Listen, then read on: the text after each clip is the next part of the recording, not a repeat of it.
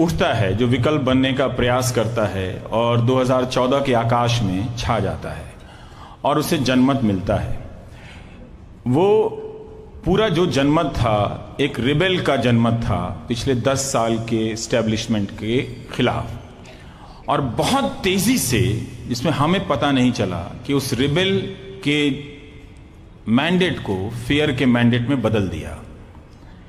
पहले ही महीने से बताया जाने लगा कि आप सवाल नहीं कर सकते क्योंकि किसी का अवतार हुआ है। आप सोहर गाइए, ललना का पलना झुलाइए, आलोचना नहीं कर सकते हैं उनकी। और ऐसी ऐसी शर्तें बताई गईं कि हुजूर के अतीत की तरफ उंगली उठाने पर यह पूछा गया कि आप 47 के पहले कहां थे। मुझे इस प्रक्रिया से भी दिक्कत नहीं थी। मुझे लगा कि शायद कोई पुराना गिला शिकवा है जो निकल रहा है, लेकिन एक पूरा सिस्टम तैयार था उस रिबेल के मैंडेट को पुश करने के लिए, डर में बदलने के लिए। हमला होता है।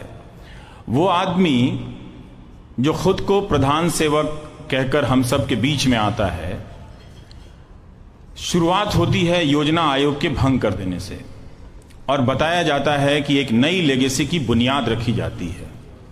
इसी दौरान मैं तीन मूर्ति जाता हूं, प्रोफेसर सलील मिश्रा के साथ मैं शूट कर रहा था कि क्या है नेहरू की लेगेसी, थोड़ा नए दर्शकों को बताते हैं अगर इतनी दिलचस्पी है तो वहां पर एक तख्ती मिली और तख्ती पर लिखा था, मैं चाहता हूं कि लोग मुझे प्रधानमंत्री नहीं प्रथम सेवक कहें।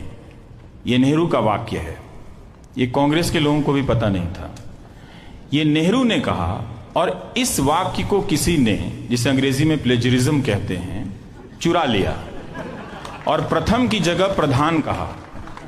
वाक्य चुराया आपने नेहरू का और हमला कर रहे हैं नेहरू की विरासत पर। तो इस कॉन्फ्लिक्ट को देखकर मैं बड़ा बेचैन हो गया।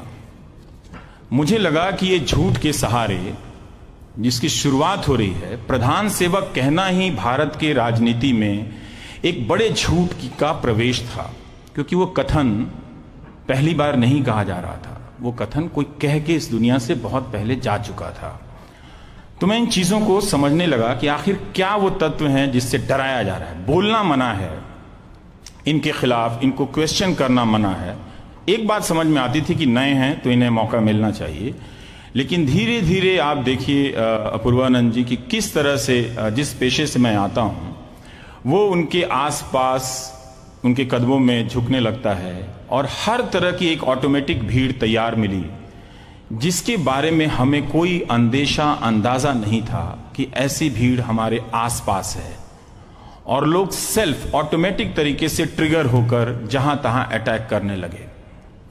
जो मारा गया वो मर गया, लेकिन बहुत से लोग इन हमलों को झेल नहीं पाए, बर्दाश्त नहीं कर पाए।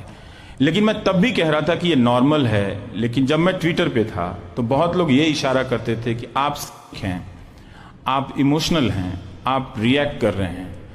मुझे उस दुनिया से संवाद करते करते मैं थक गया, अंत में ट्विटर छोड़ दिया, क्योंकि मुझे पता था कि जो आदमी झूठ के रथ पे सवार होकर आया है वो बहुत ही जल्दी हिंदुस्तान के आकाश को झूठ के धूल से भर देगा, और इतना भर देगा कि अब आप उस धूल से बचने के लिए चाहे जितना महंगा धूप चश्मा लगा लें, मेहनत बहुत करनी पड़ेगी। इतना धुंध है आपकी आंखों के सामने। और ये बात मैं किसी के विरोधी होने की वजह से नहीं कह रहा हूं, हालांकि ये बात कहने की प्रक्रिया उनका विरोधी होना ही है, तो मुझे इसमें भी कोई शर्मिंदगी नहीं है। क्योंकि जब दुनिया की सबसे बड़ी पार्टी एक पत्रकार का बहिष्कार करे, मैं 1 साल तक कुछ नहीं बोला, मैं देखा ये कितने दूर तक कर सकते हैं। मुझे लगा अच्छा 1.5 साल देख लेता हूं, 2 साल करता हूं। मैंने कहा ठीक है, इतिहास इसे ऐसे लिखेगा कि इन लोगों ने उस दीनदयाल उपाध्याय शोध संस्थान जिस रास्ते पे है, जिन्होंने गरीबी की सेवा की बात की थी, उसी सड़क पे उनके नाम पे गरीबी दूर करने वाली पार्टी का एक मुख्यालय बना है, 5 स्टार मुख्यालय। और प्रोसेस देखिए कहां पर पहुंचा है कि पहले सवाल करने वालों को आइसोलेट किया गया, डराया गया, और अब उस पार्टी के लिए जीने मरने वाले मधुबनी, मोतिहारी, नीमच, सीकर में जो कार्यकर्ता हैं भाजपा के, वही वंचित हैं इस सुख से कि वो दफ्तर कैसा है। गरीबों की सेवा करने वाली पार्टी का जो दफ्तर है वो इनकम टैक्स में जो पैसा जमा किया गया है उससे ज्यादा की रकम का है या कम की रकम का है? 1300 करोड़ का है कि 2600 करोड़ का है कि 400 करोड़ का है? ये बात वहां जाने वाले कई पत्रकार वहां गए, लेकिन लौट के किसी ने नहीं बताया। तो जो कार्यकर्ता थे और जो समर्थक पत्रकार, जिन्हें मैं गोदी मीडिया कहता हूं, अंग्रेजी में से आप एम्बेडेड कह सकते हैं, उन लोगों ने भी वो तस्वीर नहीं बताई, अंदर का हाल नहीं बताया। तो अंत में ये प्रक्रिया देखिए कि जिस झूठ से शुरू हुई थी प्रक्रिया, वो इनके समर्थकों को ही इतना कमजोर कर गई कि उनकी आंखें कितनी तरस रही होंगी।